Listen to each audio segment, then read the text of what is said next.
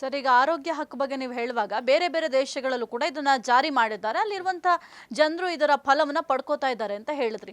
ನಮ್ಮ ದೇಶದಲ್ಲಿ ಜಾರಿ ಮಾಡ್ಲಿಕ್ಕೆ ಏನ್ ಸಮಸ್ಯೆ ಆಗುತ್ತೆ? ಈಗ ಬೇರೆ ದೇಶಕ್ಕೆ ಆಗದೇ ಇರುವಂತ ಸಮಸ್ಯೆ ನಮ್ಮ ದೇಶಕ್ಕೆ ಏನಾಗುತ್ತೆ? ಖಂಡಿತವಾಗ್ಲೂ ಏನು ಸಮಸ್ಯೆ ಇಲ್ಲ. ಪೊಲಿಟಿಕಲ್ ವಿಲ್ ಪವರ್, ರಾಜಕೀಯ ಇಚ್ಛಾಶಕ್ತಿ ಕೊರತೆ. ಆರೋಗ್ಯ ಮಂತ್ರಿಗಳಿಗೆ ಜವಾಬ್ದಾರಿ, ಮತ್ತು ನಾನೊಬ್ಬ ಆರೋಗ್ಯ ಮಂತ್ರಿ ಆದಮೇಲೆ ಒಂದಿಷ್ಟು ಒಳ್ಳೆಯ ಕೆಲಸ ಮಾಡಿ ಸತ್ತೋಗ್ಬೇಕು ಅಂತ ಅಂದರೆ ಅಷ್ಟಾದರೂ ಇರಬೇಕಲ್ಲ. ನಾನು ಇಂಥದ್ದೊಂದು ಮಾಡಿದೆ, ಜನಮಾನಸದಲ್ಲಿ ಹೆಸರು ಉಳಿಯಂಥದ್ದು ಮಾಡಬೇಕಾಗಿರೋಂಥದ್ದು ಅದು ಮಾಡ್ತಾನೇ ಇಲ್ಲ. ಜವಾಬ್ದಾರಿನೇ ಇಲ್ಲ, ಅದ್ರ ಬಗ್ಗೆ ಗಮನವೂ ಇಲ್ಲ. ಕಾರಣ ಅವ್ರ ಮಕ್ಕಳು ಯಾರೂ ಸಾಯ್ತಾಯಿಲ್ಲಲ್ಲ. ಸಾಯ್ತಾರಂಥ ಬಡವ್ರ ಮಕ್ಕಳು, ಯಾರೋ ಬಿ ಜೆ ಪಿಯಲ್ಲಿರುವಂಥ ಕಾರ್ಯಕರ್ತರ ಮಕ್ಕಳು, ಕಾಂಗ್ರೆಸ್ಸಲ್ಲಿರುವಂಥ ಕಾರ್ಯಕರ್ತರ ಮಕ್ಕಳು, ಜೆ ಡಿ ಎಸ್ಸಲ್ಲಿರುವಂಥ ಕಾರ್ಯಕರ್ತರ ಮಕ್ಕಳು, ಯಾರೋ ದಲಿತರ ಮಕ್ಕಳು, ಯಾರೋ ರೈತರ ಮಕ್ಕಳು, ಅವ್ರ ಮಕ್ಕಳು ಯಾರೂ ಸಾಯ್ತಾ ಇಲ್ಲಲ್ಲ. ನಾನು ಅವ್ರ ಮಕ್ಕಳು ಸಾಯಿಲ್ಲ ಅಂತ ಬಯಸ್ತಾ ಇಲ್ಲ.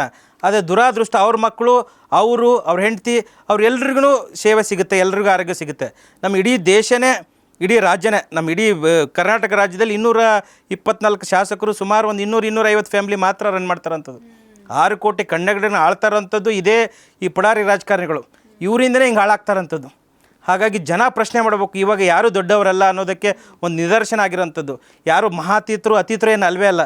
ಸೋಷಿಯಲ್ ಮೀಡಿಯಾದ ಪ್ರಶ್ನೆ ಮಾಡಿ, ಆರೋಗ್ಯ ಹಕ್ಕೋಬೇಕು, ನಮ್ಮ ಆಸ್ಪತ್ರೆಯಲ್ಲಿ ಡಾಕ್ಟ್ರ್ ಬರ್ತಾ ಇಲ್ಲ, ನರ್ಸ್ ಇಲ್ಲ, ಮೆಡಿಸಿನ್ಸ್ ಇಲ್ಲ ಅಂತ ಪ್ರಶ್ನೆ ಮಾಡಿ, ಹ್ಯಾಶ್ಟ್ಯಾಗ್ ಹಾಕಿ, ಮೀಡಿಯಾಗಳಿಗೆ ಬೈಟ್ ಕೊಡಿ, ಸೋಷಿಯಲ್ ಮೀಡಿಯಾದಲ್ಲಿ ಯೂಸ್ ಮಾಡಿ, ಆವಾಗ ಎಲ್ಲರೂ ಸರಿ ಹೋಗುತ್ತೆ.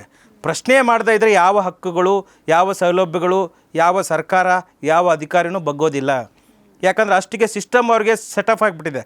ಜನ ಹೋದ್ರೂ ಅಷ್ಟೇ, ಪೊಲೀಸ್ ಸ್ಟೇಷನ್ಗೆ ಹೋದರೂ ಅದೇ ಹಣೆಬರ, ಈ ಡಾಕ್ಟ್ರ್ ಹತ್ರ ಹೋದ್ರು, ಎಲ್ಲಿ ಹೋದ್ರೂ ಎಲ್ಲೂ ನ್ಯಾಯ ಸಿಗಲ್ಲ ಅನ್ನೋದಕ್ಕೆ ಅವರು ಗಿವ್ ಅಪ್ ಮಾಡ್ತಾಯಿದ್ದಾರೆ. ಆದರೆ ಇವಾಗ ಗಿವ್ ಅಪ್ ಮಾಡೋದಕ್ಕಿಂತ ಪ್ರಶ್ನೆ ಮಾಡೋದನ್ನು ಕಲಿಬೇಕು ಅಂತ